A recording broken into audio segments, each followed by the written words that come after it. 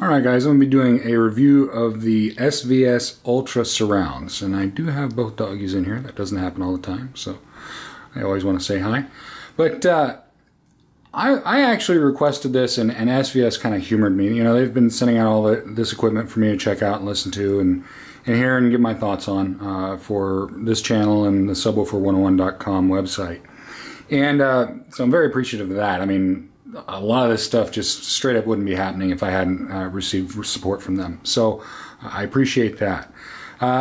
And, you know, they kind of humored me on this because, you know, the Ultra Surrounds kind of belong with the Ultra system. And I've got the Prime Towers and Prime Center. And, but I wanted to get them for a particular reason because I think they are a wonderful problem solver. And I first saw this when I watched Home Theater Junky. He has a set of these, and you guys want to see something cool, he actually takes these things apart and lets you see what's on the inside. They are extremely well built, and you know, for the amount of money you're spending, for the amount of quality you're getting, very, very high value. And anyway, he had these, and I'm thinking, man, that really solves a problem for me, because I have just kind of a wonky room, and I don't really have a clear spot for rear surrounds. It's just kind of an odd situation. I don't really have that room. I mean, I can hang it from the ceiling if I had to, but part of the problem of having a mixed room setup, in other words, not having a dedicated theater room, it also serves as a living room. You have to kind of give up certain things. You know, I don't have bass traps around. You know, all of my acoustic treatments are things like, you know, rugs on the floor, curtains, things you would normally find in a living room, so nothing sticks out. So, you know, you have to find that balance of what works. And what these do is they solve a wonderful problem of being able to run two channels to the same speaker. Okay, so if you'll notice over here, this is the Prime satellite. These things are amazing. 134 bucks delivered. Amazing sound out of those little things. They're impressive. Of course, yeah, the Ultras are even more so. They've got better drivers, better this, better that. You know, they start at $600. So, you know, there's definitely a difference. But they are made to play nice together. But what you get with the Ultras is you get the ability to run these speakers as a single channel, okay, to where you're getting the same sound out of both ends. And so it's dispersing the sound, it's kind of spreading out the surround sound, which is nice. And they call that a bipole, I believe. And then you can run it as two channel, to where you've got, you know, the front surround going this way and the rear surround going that way. And so you can do all that. So it basically, you know, you change it with the jumpers here. They've got little jumper clips. And so you can, there's a lot of adjustability that come with these. And what I really like about them, aside from the fact that they play with the Prime series very nicely, I'm very happy with the way everything integrated. It's been beautiful. I'm sending these back soon, so I'm not too excited about that, but they sound beautiful. I hate to see them go. But one of the reasons I'm doing all this in this particular time frame is they're coming out with an elevation speaker, and I'm really looking forward to trying that out. It's kind of in between the Ultra and the Prime as far as I can tell. Really interesting looking surround sound, which can also be used for fronts and all that, but I'll get back to it. With these, you know, again, you can run two channels in one box, you can run one box in one channel, and it's just a neat solution, and I think it's a little more spouse friendly. It's a little more decor friendly. This hangs on the wall. It almost looks like a built-in piece, where this is more traditional boxy kind of style, so it's not as elegant looking. So, you know, it's kind of a trade-off. You know, you have to consider finances and all that good stuff. But I really like the way the Ultras are set up, and after seeing Home Theater Junky's video where he actually takes these apart, I mean, it's impressive, the quality of these things.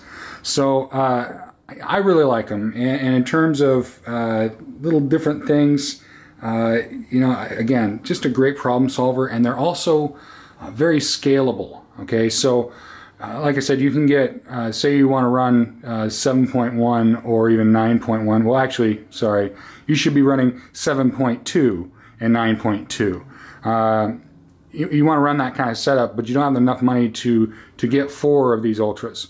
That's okay. You get 2 of them, and then you run, you know, 1 channel in the front, 1 channel in back. You know, 2 channels per speaker. And then when you can get the second set, you just rewire them back to a single channel, and then you know, add the other speakers. So it's scalable, and I love that. I love when you have the ability to move up, the ability to add things and not have to change everything around. So that's why I really like the Ultra Surrounds. They're beautiful in that sense. Just a lot of adjustability, a lot of options. You know, the satellites, the Prime Sats are beautiful. They sound great, but you don't get as much adjustability and as much flexibility as you get with the Ultra Surrounds. Just a lot of value in those. And so I really like them. You know, Wi-Fi acceptance factor is pretty darn good. I mean, yeah, they are bigger than the Prime satellites, but again, they have that almost built-in look. So, and in terms of like budget, you know, again, these are all designed to play with each other. I mean, clearly, if you can do the Ultra setup all the way and get the Ultra Towers and Ultra Center, you know, everything's going to be perfectly matched. But they weren't mismatched in this scenario. I wasn't like, oh, well, there's a completely different sound. No, they're voiced to play well with each other. So that's nice. In terms of, you know, budgetary concerns and stuff like that, my thoughts on these are they're like the icing on the cake. When you've got everything else right and you want to, you know, have your surrounds just beautiful, this is definitely the way to go.